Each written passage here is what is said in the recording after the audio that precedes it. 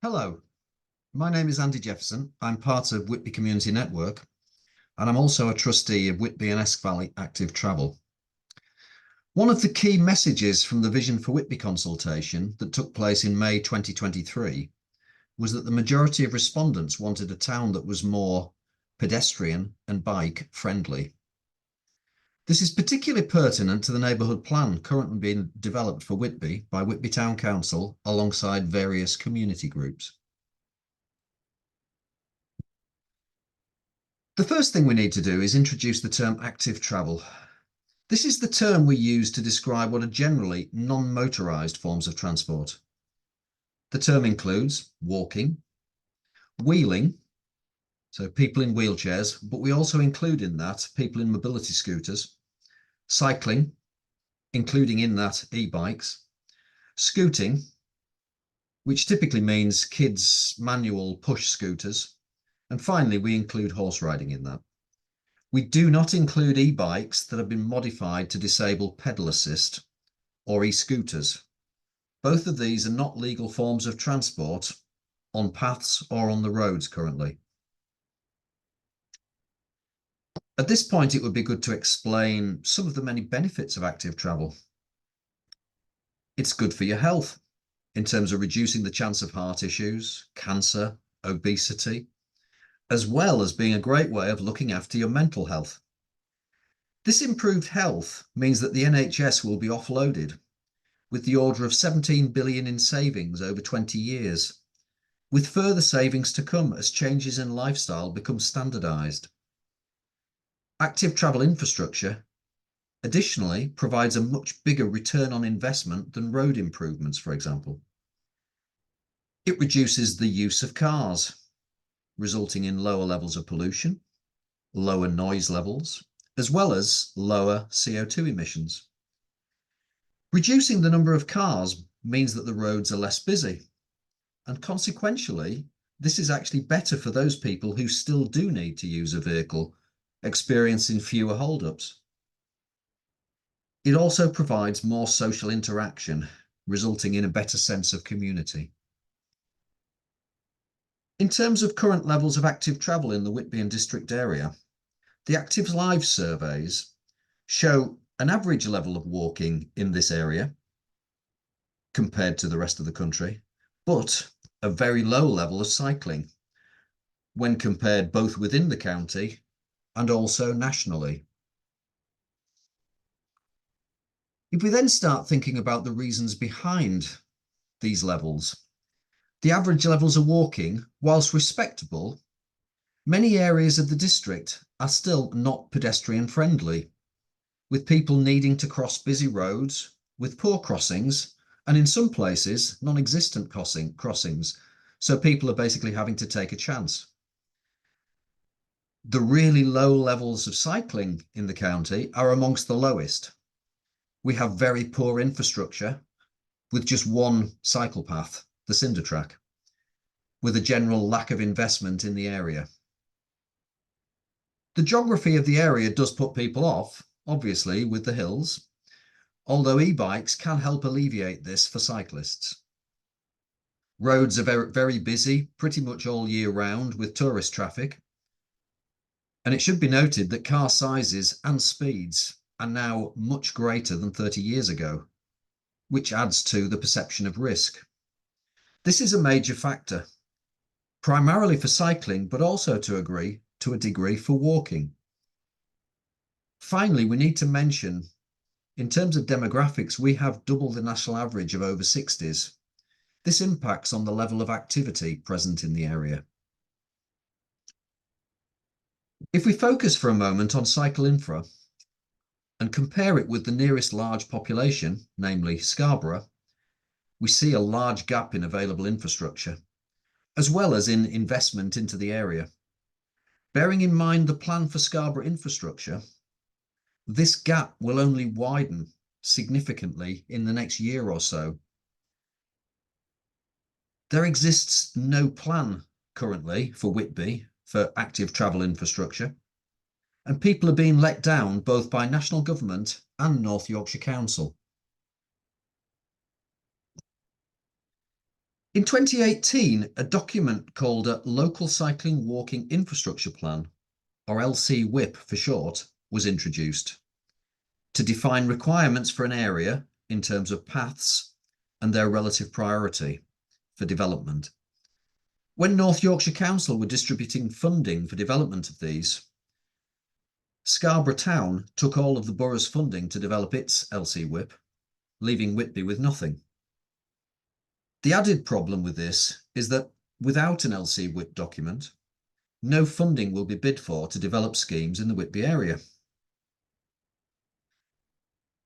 In 2023, Whitby Community Network successfully campaigned for an LCWIP for the Whitby area.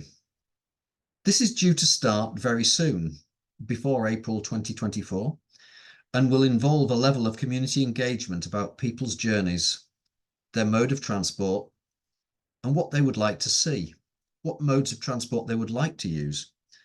The priority then, once we have the document, will be to source funding to be able to provide the proposed infrastructure. The generation of an LCWIP will typically take the order of 9 months. Firstly, there is an analysis of the local situation, where people travel, for example, from residential areas to work areas, residential areas to leisure facilities, how they travel, so by car, bus, walking or cycling, and why they choose as they currently do. What are the barriers to choosing a different mode of transport, for example? From that, draft proposal maps will be provided for walking as well as cycling. After an engagement period with stakeholders, the final network maps will be produced, additionally providing a level of prioritisation of relative level of importance for each route.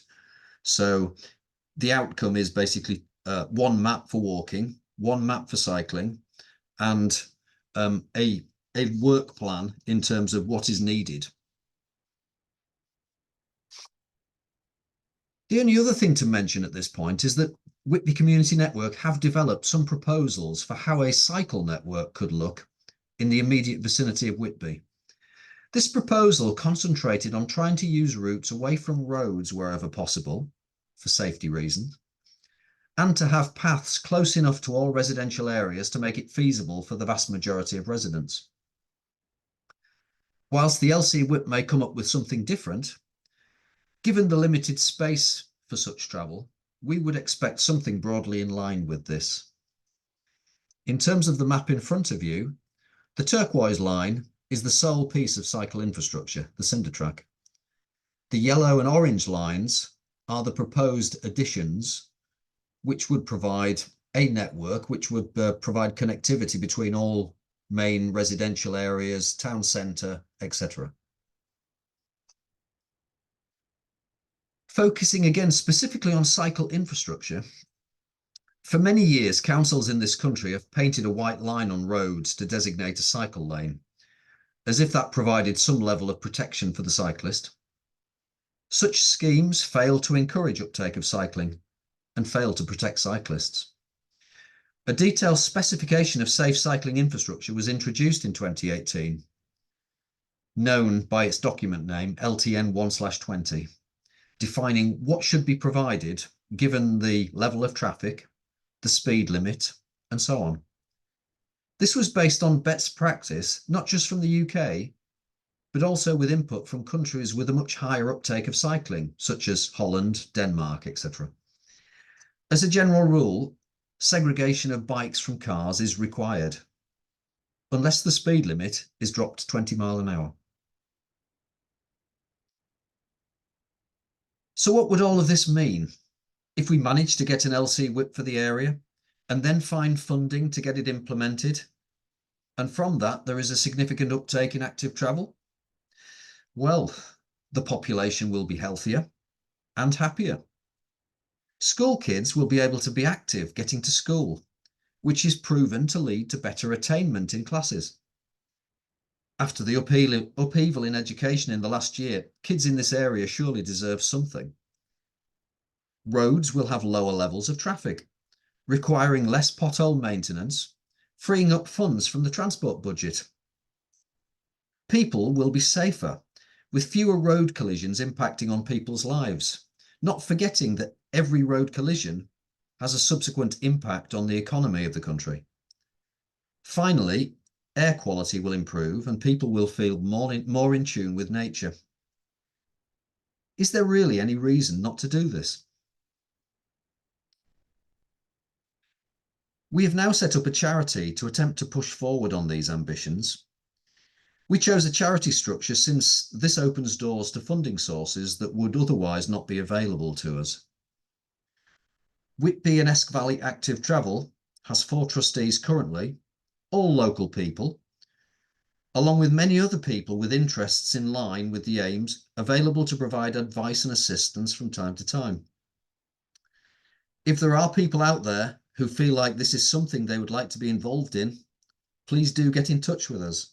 We're always looking for people with the right skills that can push this charity forward.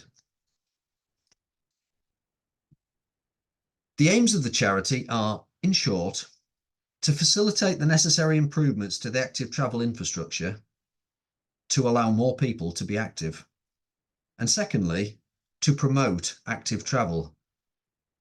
We'll work with landowners where paths are needed and either provide local knowledge or apply for funding ourselves to help towards the costs of the infrastructure. It is quite possible that we won't be able to obtain the large amounts of funding that would be needed for significant paths, but we will generally start off small and then build up from that. Additionally, we will publicise local groups that have initiatives in active travel so that they get more people participating. We have a few guiding rules and priorities as we start out on this journey. Paths that are developed, firstly, should be for everybody. As a general rule, if we can develop a path to be usable by disabled people, then it will be suitable for others also. All paths constructed, particularly cycle paths, should meet UK Government LTN 1/20 standard. The other big priority for us is, since kids are effectively the future of society here, kids should be able to walk and cycle to and from school safely. Infrastructure should facilitate this. They shouldn't be forced to walk alongside a 40-mile-an-hour road with very limited crossings on it, for example. Our first steps are shown. This is obviously going to develop over the coming months. In general, we will be inviting public input regarding what they would like to see, and we'll be participating in the LCWIP process when it starts, providing the local input that is required. We're also involved in the Whitby Neighbourhood Plan, and so we'll be working towards integrating as much of the LCWIP as possible into this essential planning document. We aim to do a survey in conjunction with the likes of Whitby DAG into barriers to access to paths and rights of way for disabled people. This will then provide the basis for future work in attempting to remove some of these barriers.